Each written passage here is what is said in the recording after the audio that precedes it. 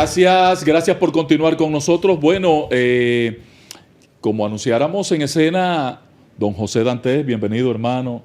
Hola, Qué ¿qué difícil tal? me ha sido traerte al programa, Gracias, buenos a días. este proyecto en el que estoy ya casi un año y mi amigo no me apoya. ¿Y qué vaina es? Ángel, La ocupación, pero por Dios, en serio, para mí es José. un placer estar aquí. Cada vez que tú me llames, que me invites, estaré aquí. José, este proyecto, esta empresa en la que te veo involucrarte y que nos llena de ilusión, porque como que coronaría esta carrera fructífera que tú has desarrollado en el Partido de la Liberación Dominicana. ¿Cuál es su perfil? ¿Cuál es su desarrollo en este momento? Mira, nos encontramos en la fase 2 del Congreso nuestro interno, donde efectivamente va a haber una parte electiva. En la parte electiva de este proceso, pues habrá una nueva presidencia, un nuevo secretario general y una nueva dirección política. Eso debe tomar lugar dentro de un mes. Y lo cierto es que he estado recorriendo todo el país, visitando a mis colegas, llamándolos, y la retroalimentación que he estado viendo, recibiendo, es muy buena. Es muy buena porque los miembros de nuestro partido entienden que frente a la coyuntura en la que nos encontramos ahora, la Secretaría General debe ser lo más institucional, debe ser una secretaría que represente a todos, no solo a un grupo, y por otro lado debe ser alguien que tenga la capacidad de, bueno, aglutinar, vamos a decir, a todas las bases, que tenga la capacidad de gerenciar una institución, porque los partidos políticos son eso, son una institución, pero que por otro lado pues tenga, vamos a decir, todas las características que debe tener un secretario general de un partido político. Que sea una buena vocería, que tenga acceso a los medios, que bueno, que haya ya tenido roles donde se haya probado, vamos a decir, lo que es su accionar en cuanto a la defensa del partido y sus intereses. Entonces, en ese sentido, yo creo que ellos han valorado lo que ha sido nuestra trayectoria en los últimos 4 años, que nos ha tocado hacer una serie de roles, desempeñar una serie de roles desde el punto de vista legal, desde el punto de vista político, ante la Junta Central Electoral, ante las altas cortes, y hacer, claro, esta oposición frontal, constante, pero responsable, sustentada en datos, no en este caso oponernos por oponernos, como anteriormente se hacía.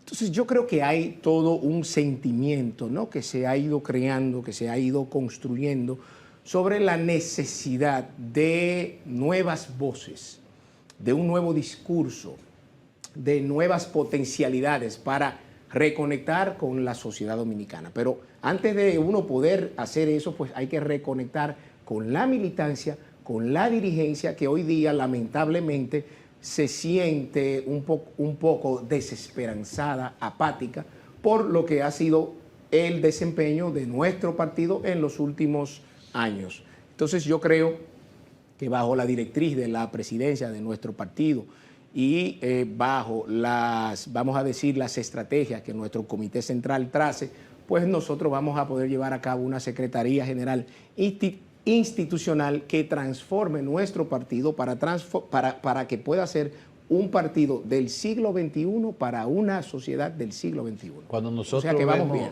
Cuando nosotros vemos un joven como José Dantes inmerso en este tipo de ejercicio político, nos preguntamos, y vemos también en partidos del frente, jóvenes también haciendo la nueva política.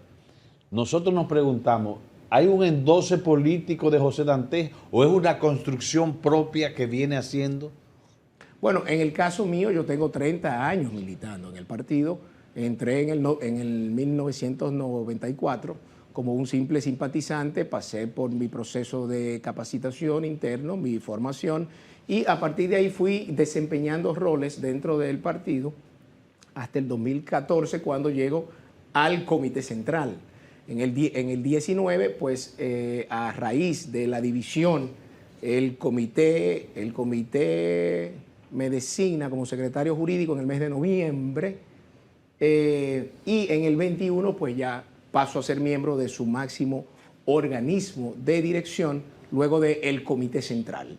Entonces yo creo que hay toda una carrera dilatada en 30 años donde además he desempeñado roles, vuelvo y digo, ante la Junta Central Electoral, fui el representante del candidato presidencial en el 20, pero además de eso soy quien lleva todo el proceso legal que el partido pueda tener ante las altas cortes y ante los tribunales. Entonces, creo que se trata de una construcción que se ha dado a lo largo de 30 años, un dilatado, vamos a decir, una participación dilatada, y yo conozco mi partido, yo conozco el partido de Cuadros, aquel que era el partido de Cuadros al que yo entré, en el que yo me formé, y conozco el partido de masas en el que en el que se transformó en el 2001 mi partido. Entonces, del 2001 al 24, pues ya ese modelo lamentablemente se agotó. Y por eso vino la desconexión social, porque el partido ya no era un interlocutor válido con la sociedad dominicana. ¿Por qué? Porque no interpretábamos sus causas, sus demandas, sus reclamos, sus sueños, sus anhelos. Entonces, lo que toca a partir de este nuevo proceso interno es ver cómo, sin renegar lo que fuimos, un partido de Cuadros y luego un partido de masas solo electoral, nos convertimos en un partido ahora que asume las causas del pueblo dominicano, acompaña al pueblo en sus reclamos, en sus demandas, y reconectamos con una sociedad que quiere ver un discurso nuevo, que quiere ver ideas nuevas, que quiere ver una forma de hacer política distinta a la que se ha hecho en los últimos 30 años. Y explícame una cosa. Mi convicción de mucho tiempo es que si hay algo que parece un partido político en República Dominicana, es el PLD. Hoy tenemos partidos nuevos, Fuerza del Pueblo u otros que se formaron más recientemente, o el mismo PRM, y tú lo ves que su operación se centra en una persona, sí, no propiamente en una organización política que se sienta a analizar, salvo situaciones excepcionales, como es el caso de que van a presentar una reforma y unos diputados se alteran y protestan o ponen voces disidentes. La dirección política del PRM se reúne, pero si no, no se reúne. Así es. En el caso de Fuerza del Pueblo, las decisiones las toma Leonel Fernández, en el PRD la toma Miguel Vargas. O sea, lo único que parece que opera como un partido es el PLD. ¿Por qué tener que seguir dependiendo entonces, si eso es así, de Danilo Medina? ¿No es hora de jubilar a Danilo Medina? Mira, yo creo que en la coyuntura en la que nos encontramos como uno de los partidos del sistema que hemos sido atacados inmisericordiamente desde hace 4 años y que han tratado de destruirnos de una forma u otra, yo creo que realmente en esos casos hay que apelar a quien tenga más visión, más experiencia política.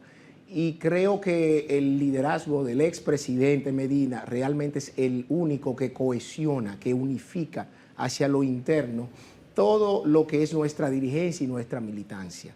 Entonces, independientemente que la sociedad pueda creer que, bueno, ¿cómo me hablan de un proceso de relevo, de transformación, cuando quien se quede en la presidencia va a ser el expresidente Medina?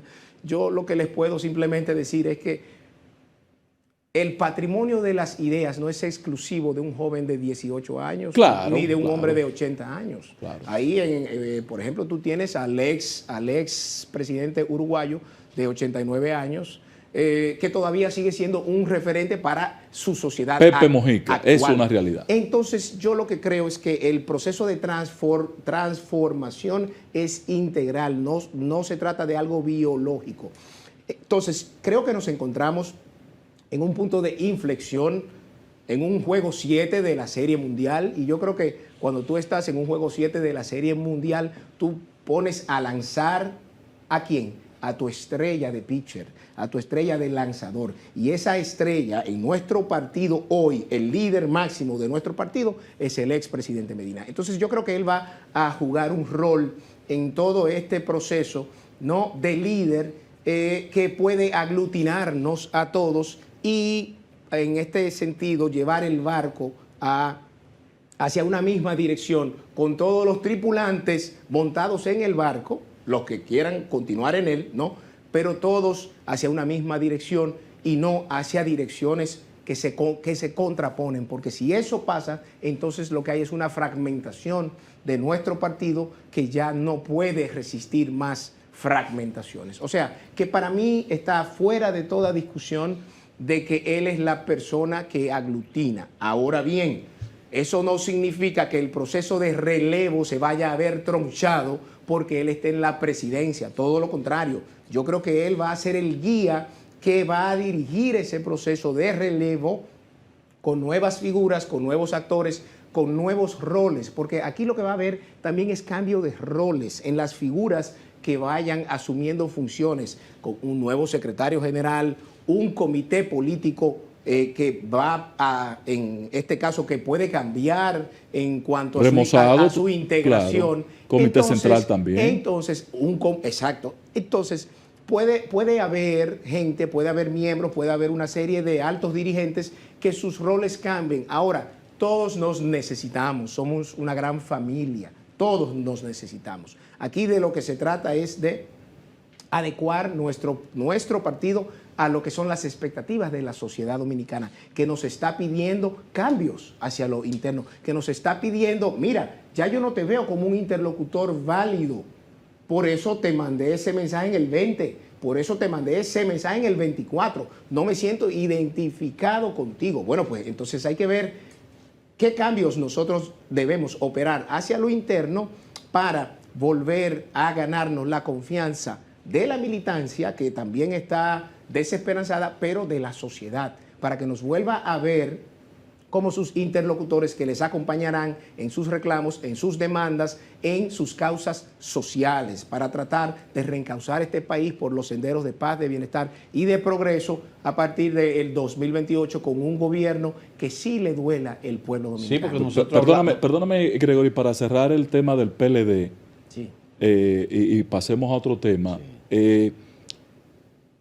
Me ha gustado, o sea, me senté a evaluar un proceso que a primera vista luce como extraño. En el PLD ya inician procesos presidenciales, está Francisco Javier en la calle, y yo lo he visto y lo he valorado como positivo porque he visto una reacción de la estructura partidaria y de gente de la misma población, hasta de opositores, que le respetan y le ven como un activo importante que podría operar en el PLD. ¿Esto es parte de una estrategia o esto fue espontáneo? ¿Y cuál es tu opinión como potencial secretario general del partido respecto de este proceso? Mira, yo veo realmente muy positivo que muchos compañeros que quieran y que sientan que pueden aspirar a puestos electivos, en este caso a la presidencia de la República, pues que vayan haciendo eso, que los socialicen con los dirigentes. Porque para tú construir un buen proyecto debes contar no solamente con la participación de la dirigencia, sino debes contar con el conocimiento, ¿no?, de qué siente cada demarcación, de cuáles son sus sueños, sus anhelos, sus desafíos, porque es lo que te permitirá identificarte con ellos, asimilar lo que se espera y preparar una propuesta para tú poderla presentar. En términos internos es algo muy positivo porque te mantiene a un partido en un activismo, en un dinamismo y más en una coyuntura en la que nos encontramos, porque vuelvo y digo, hay una militancia que está desesperanzada por los resultados electorales. Los resultados electorales, como todos ustedes saben, han sido los más bajos desde justamente hace 30 años. Entonces yo veo muy positivo que Francisco Javier y que otros puedan hacer eso. Él es un activo importantísimo dentro de nuestro partido, como hay muchos otros. O sea, que yo creo que eso viene a fortalecer ese sentimiento que hay que reconstruir para que la militancia, para que la dirigencia vea que en este partido hay mucho futuro todavía. Hay mucho futuro en este partido. Pero el país debe tener claro, viéndose en los espejos de otros países, que el sistema de partidos hay que preservarlo como sostén de la democracia. ¿Por qué? Porque cuando se destruye el sistema de partidos, entonces lamentablemente vienen los mesías con las soluciones salvíficas que en otros países nos hemos dado cuenta que lo que hacen es que dan al traste con la economía, con el desarrollo y con la democracia propia en esos países. Entonces, ¿qué es lo que nuestro país quiere?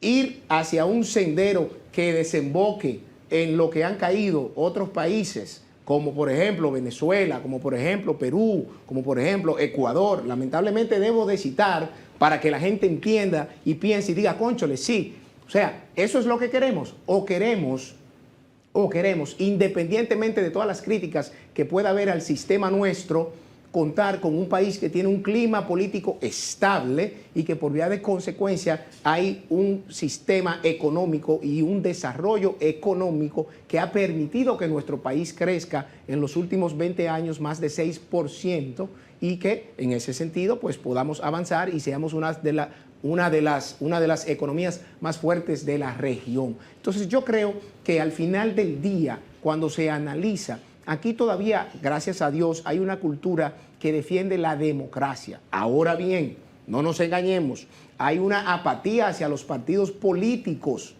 Cada vez es menos la confianza que hay por parte de la sociedad en los partidos políticos. Por eso hay que reinventarse en cada momento para poder estar a tono con lo que la sociedad está requiriendo, ¿no? Y que se pueda mantener esa simpatía, ese apoyo, esa interlocución entre los partidos políticos y la sociedad. Y mi partido, por eso es que lleva a cabo todo este proceso interno en el que en este mes vamos a ver 15 áreas de temas, desde la declaración de principios, los estatutos, la línea política nacional, Elpidio Báez haciendo un aguaje ahí de trabajo. Claro, porque de todos estos documentos, de todas estas áreas, de todos estos 15 temas, yo quiero que ustedes sepan que es que se va a construir el ADN del PLD.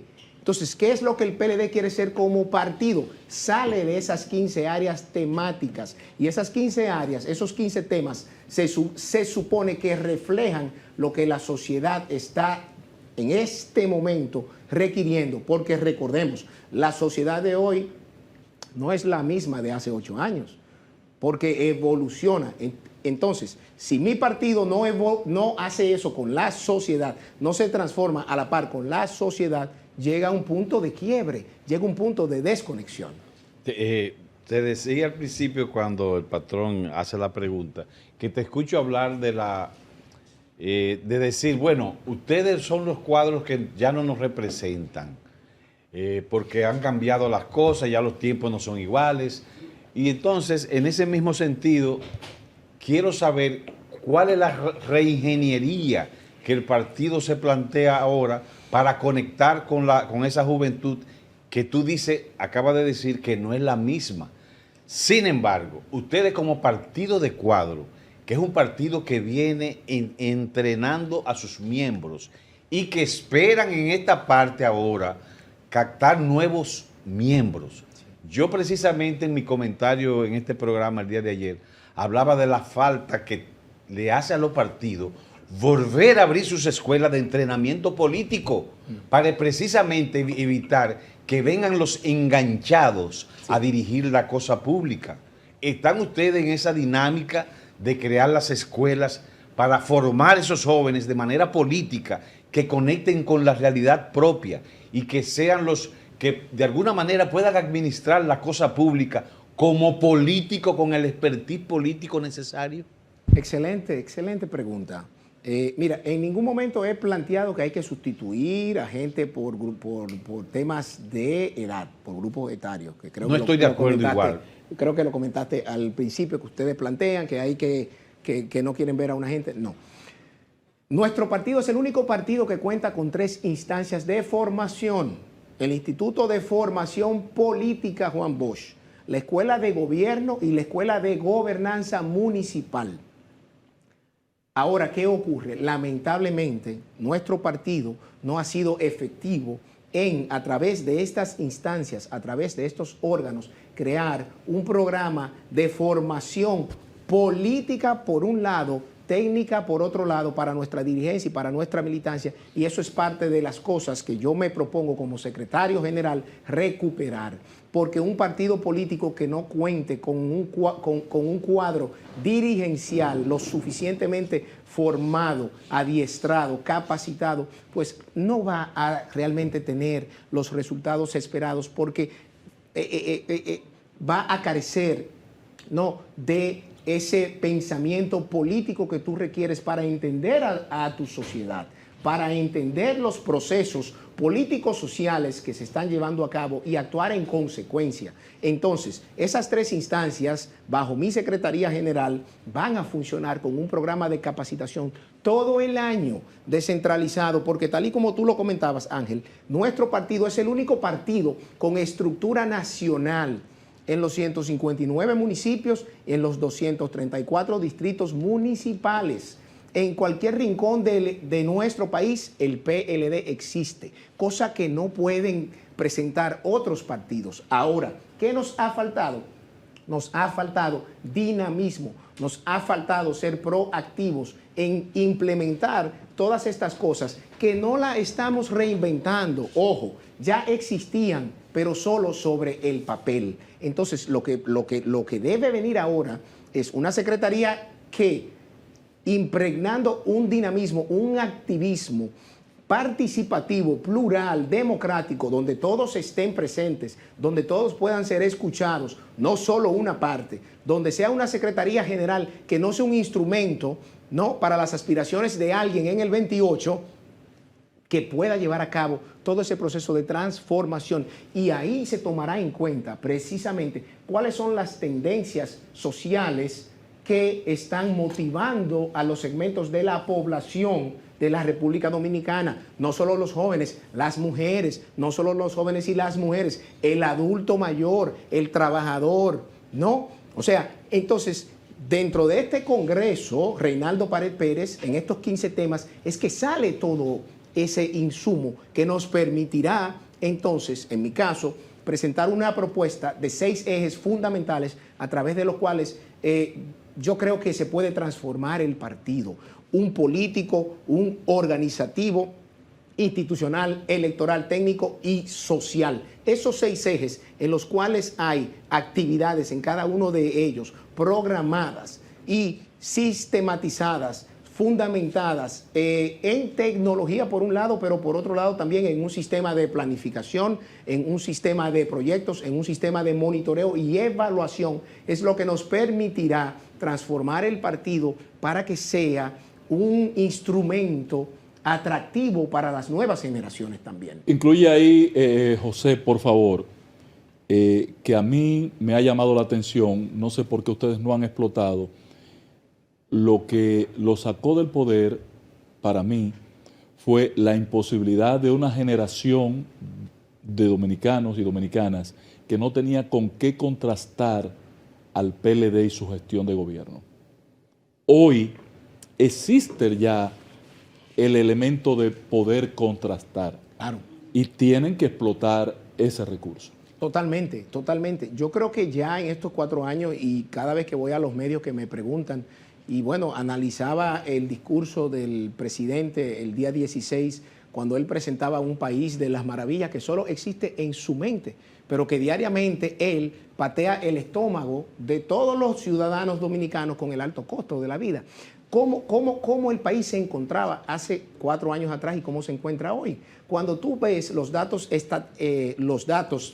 oficiales de cada sector de la vida nacional en educación, lamentablemente, la cobertura en primaria ha retrocedido 5 años. O sea, hoy nos encontramos en cuanto a la cobertura de ese sector como estábamos en el 2018-19. Pero cuando te vas a la secundaria, la cobertura que hay ahí, donde tú tienes 83,000 niños más fuera de las aulas, nos retrotrae al 2014, 10 años atrás. Entonces, estábamos como hace 4 años, estábamos mucho mejor en términos de producción agropecuaria. Este es un país que estaba produciendo más de 85% de lo que necesitaba para comer. Hoy, en estos 4 años, hemos visto que han tenido que hasta pasar una ley de tasa cero que le hizo también mucho daño al campo y que privilegió las importaciones. ¿Por qué? Porque se dejó de producir en el campo por falta de estímulos y de apoyo del gobierno en ese sentido. Entonces, hace 4 años en el campo estábamos mucho mejor, pero un tema que nos está afectando en este momento también, igual que todos los otros, los apagones. Los apagones eran cosa del pasado. Prácticamente el país se encaminaba ya a contar con circuito 24 horas en las 32 provincias. ¿Qué ha pasado ahora?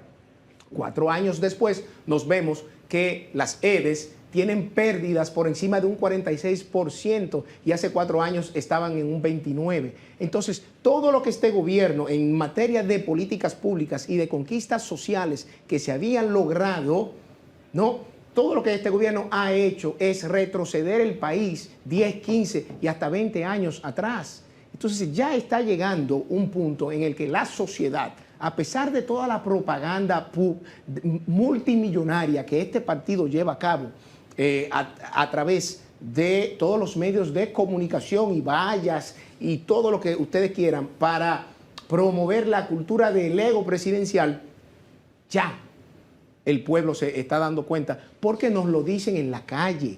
Antes no nos querían mirar porque ustedes fueron los que se robaron, ustedes fueron, pero ¿qué ocurre? Este gobierno tiene más de 28 casos de corrupción que no han sido investigados ni llamados siquiera.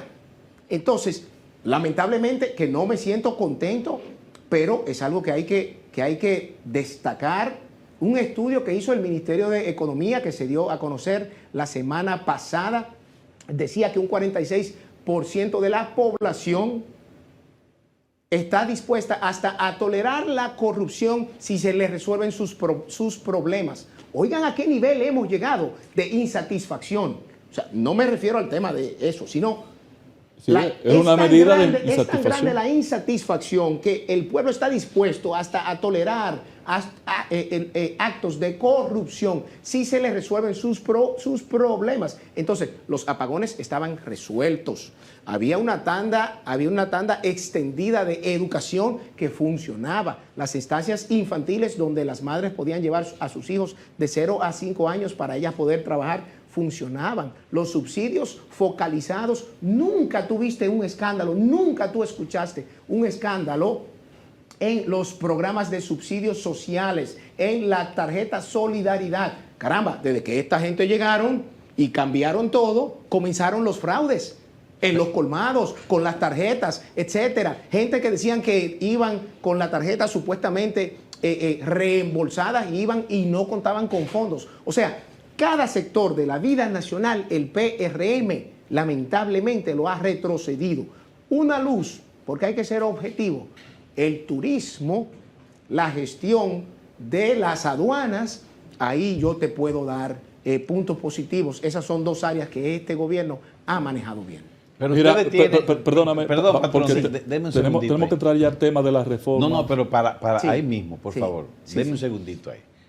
Porque te escucho hablar de toda esa gestión de gobierno, de todos esos puntos que tiene la gestión del gobierno del PLD, y la gente está contesta con eso y es una realidad. Para la gente está claro, bueno, el PLD hizo esto, un listado enorme de cosas que están ahí, que se pueden ver. Y otras que se han destruido. Pero bueno. sin embargo, ustedes como que en un momento entraron en pánico. Ahí viene Berenice, corran, escóndanse, cállense la boca, sentido, no digan nada, y que se callaron la boca inmediatamente. Tenían que hacerlo, no tenían de otra. Y no salieron a defender la gestión de su gobierno. Mira, si hay alguien que durante los 4 años ha estado al frente de las cámaras, de las entrevistas, de los periódicos, en la Fiscalía y en la Procuraduría, defendiendo no solo la gestión de mi gobierno, sino los intereses de mi partido y de su militancia, es esta persona que está aquí sentada. Indiscutiblemente. Tú lo puedes buscar. Ahí están todos los videos, todas las entrevistas desde septiembre del 20 para acá. ¿No? Y hasta Yo los no sé tribunales. quién se le escondió. Y Yo hasta no me los tribunales. refiero a Dantes, No, claro, pero lo que me te quiero refiero al decir- partido como tal. Claro, bueno, es que lo que ocurre es que en este caso yo solamente puedo responder por mí, yo solo puedo responder por el secretario jurídico, miembro del comité político, que le tocó la etapa más difícil que ha vivido este partido en los 4 años, que fue dar la cara por este partido en su peor momento, cuando mucha gente no daba la cara, dar el frente por los intereses del partido y tratar de que la sociedad entendiese, que creo que lo ha ido entendiendo, que una cosa son hechos puntuales, individuales, que se le imputen a alguien en su calidad de exfuncionario público, no de dirigente político, de exfuncionario público, y otra cosa es el partido. Por eso soy muy crítico cuando dicen el PLD es un partido de corruptos. No, aguanta. El PLD no tiene nada, no, o el PLD es un partido que está con la corrupción. No, espérate. El PLD no tiene nada que ver con eso. Que ciertos miembros de nuestro partido se le impute un hecho de corrupción, 2 o 3. Bueno, los tribunales tendrán que determinar eso. Y por eso siempre dije que yo lo que yo defendía era procesos, no personas. ¿Por qué? Porque no me corresponde a mí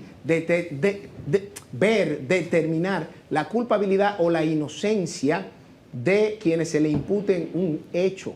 Ahora, que como partido, que como organización, tú quieres decir que quizás no fuimos más activos en la escena para defender como partido, puede ser, sí, y por eso se dice hasta cierto punto que no hicimos una oposición fuerte.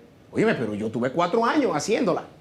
Ahora, una golondrina no hace verano. A eso nos referimos, ahora, que al partido, sí. no a José Dantes. Ahora bien, José, Sí.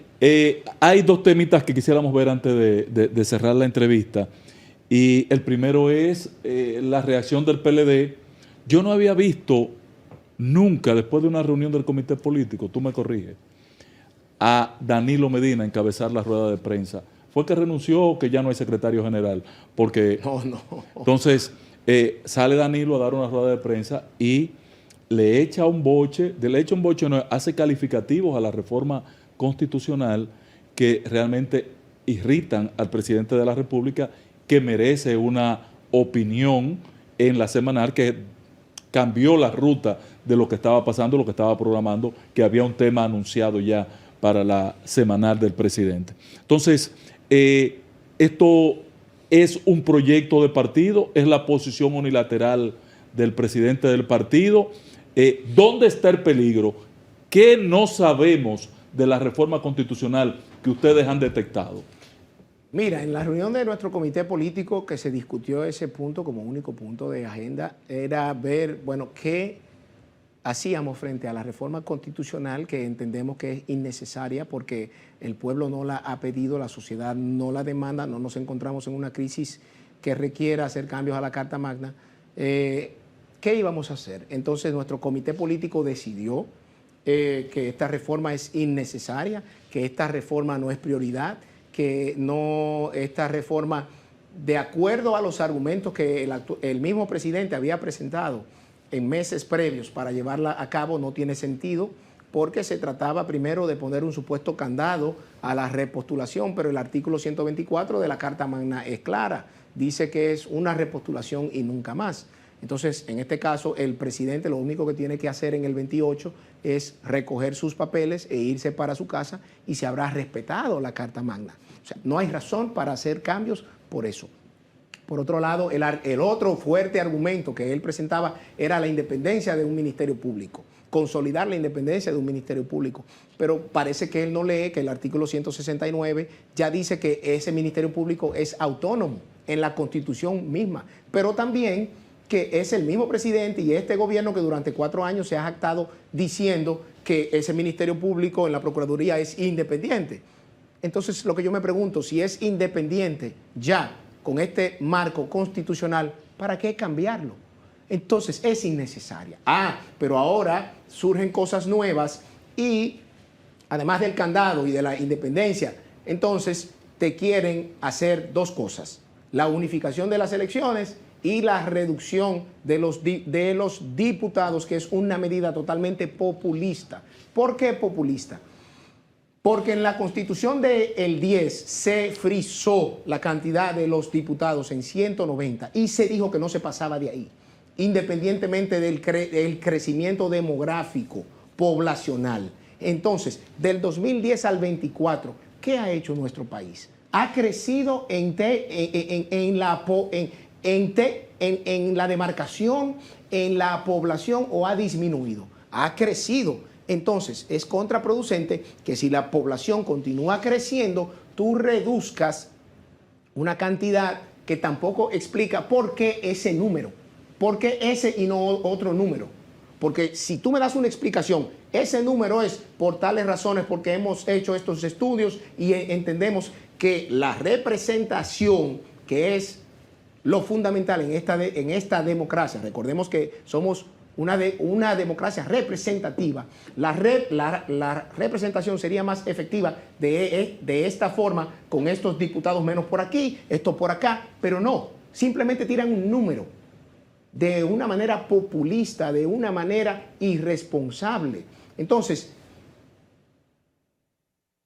supuestamente para poder reducir costos y aumentar la efectividad de la Cámara de Diputados. Entonces tú me estás reconociendo que la Cámara de Diputados que tú controlas es inefectiva.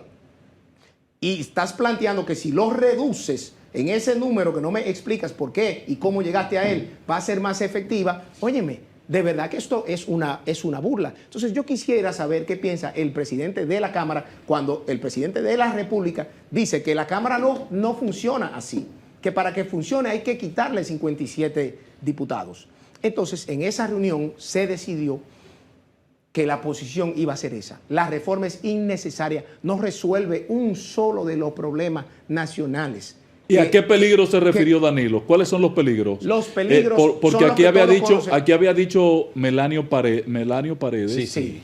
Había dicho que el peligro en esa reforma es la doctrina, vieja doctrina del viejo PRD, del 40-10 y no el 50+1. Sí, eso lo hemos discutido y yo lo planteé en el propio comité político. Yo dije, cuando me tocó mi turno, que la reforma para mí no era solamente eso, que una vez la Asamblea esté allí es soberana para cambiar lo que quiera, y que recordáramos que hace un año la doctora Milagros Ortiz Bosch calificó de injusto el sistema de las 2 vueltas y el 50+1. Entonces, por ahí puede estarse creando algo, pero por otro lado, ¿qué garantía hay de que no me modifiquen el artículo 124, que es el que tiene el candado a la repostulación? Porque este presidente, que maneja mucho el tema de su imagen y se cuida, presenta un discurso, pero por otro lado hace otra cosa, como la gatica de María Ramos. Entonces, él dijo, y ningún diputado puede cambiar nada de la propuesta, o debe pronunciarse en contra, so pena. Pero en la carta que remite en el considerando número 2 para justificar hacer todo esto, dice que es necesario crear mecanismos para garantizar la separación de poderes. Oye, me está diciendo en la carta que hay que garantizar la separación de poderes. Ayer cambió pero de opinión. por otro lado están ninguneando al Congreso Nacional. Entonces los hechos hablan más fuerte que las palabras. Nosotros creemos que detrás de lo que se ha presentado hay otros temas que se quieren tocar en la Constitución y que, como la Asamblea es soberana, lo van a llevar a cabo y no va a ser ni siquiera quizás promovido por los diputados del partido de gobierno, sino por los aliados. Y una vez se vota y se proclama la Constitución, nadie la puede anular. Después que se abre la Asamblea no se puede cambiar ni intervenir. Usted que fue justamente diputado. Ni el presidente ni nadie puede intervenir abierta la Asamblea. ¿Qué haría el presidente en ese caso? Si le quitan el impedimento o si bajan el 50+1 para que se vuelva a un procedimiento donde los presidentes se elegían con un 30%, con una minoría de la población. Él muy bien puede salir con su cara limpia y decir, yo no mandé eso. Yo mandé todo lo contrario, yo quería quitarme poder.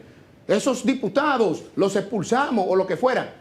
Y ante la sociedad hace su papelazo, pero todos nosotros sabemos que la intención que hay no se limita a los puntos que están en el documento que han mandado, sino que hay otros temas que van a intentar cambiar y que van a hacerlo a través de los aliados, que están en el Congreso Nacional. Entonces, nuestro partido se opone a la reforma, pero no solamente por eso, es que no resuelve el alto costo de la vida, la inseguridad, los apagones, el problema de la educación, de la salud, de la falta de producción del campo, de los problemas medioambientales. Están acabando con las dunas de Baní y nadie dice nada. Están acabando con la loma esta y nadie dice nada. Entonces, ¿qué de bueno trae la reforma a la Carta Magna? Pero es más irresponsable que, habiendo mandado eso, dice que en los próximos días va a mandar la reforma laboral. La reforma laboral, señores, tiene 10 años discutiéndose, más de 10 años discutiéndose. Entonces tú vas a mandar algo tan vital para el país como la reforma laboral para que se conozca de manera paralela con cambios a la Carta Magna que no son necesarios, pero que te consumen tiempo de consensos y de debates políticos. O sea, ¿cuál es la intención? La intención aquí es hacer un arroz con mango, que la sociedad esté pendiente de varios temas, entonces el que mucho abarca, poco aprieta. ¿Y la unificación electoral? Mira, la unificación de las elecciones tiene pros y tiene contras. No hay un sistema perfecto. En el 94, cuando se decidió separar las elecciones, fue bajo la visión de Peña Gómez, que entendía que la separación de las elecciones podía promover un liderazgo local en la municipalidad. Y creo que es así. Creo que, o sea, él fue el gran promotor de ese poder municipal. Entonces, a partir de ahí, ustedes saben que hubo la experiencia del 98, del 2002 y del 2006. Pero entonces vino la queja. Vino la queja de la sociedad dominicana, vino la queja del órgano electoral de que el país vivía en campaña, de que no había un tiempo de paz, de tranquilidad. Y entonces se sopesó si realmente era factible eso o volver a unificar las elecciones con lo negativo que eso tiene, que es que... Pero bajo cualquier escenario, mantener la vida municipal separada electoralmente es saludable. Sí, yo creo que sí. ¿No lo puede abrazar el PLD? Bueno, lo que ocurre es que sí podemos, pero esa no es la prioridad para el pueblo dominicano. Entonces, por eso es que no estamos de acuerdo con la reforma como tal.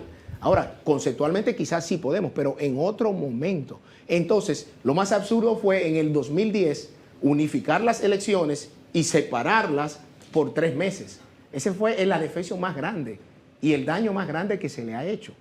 Pero, ¿qué ocurre? Si se unifican las elecciones, hay otra corriente que piensa que eso puede disminuir el abstencionismo electoral, que va muy atado a la apatía que tiene la sociedad hacia el sistema democrático. Pero se va a imponer de nuevo el modelo que ya rindió efectos en febrero del poder del arrastre presidencial. Gracias, José. Gracias a ti, patrón, Ángel. un gran placer. Yo la verdad que acaricio con mucho ahínco y me regocijaría bastante verte secretario general del Partido de la Liberación Dominicana. Sería como una realización en mi caso particular. Creo que lo vamos a ver. Y creo que de Miguelito también. ¿Tú crees que gracias. Ese farsante? Pues entonces prepárense, porque creo que vamos a celebrar y vamos a celebrar en grande.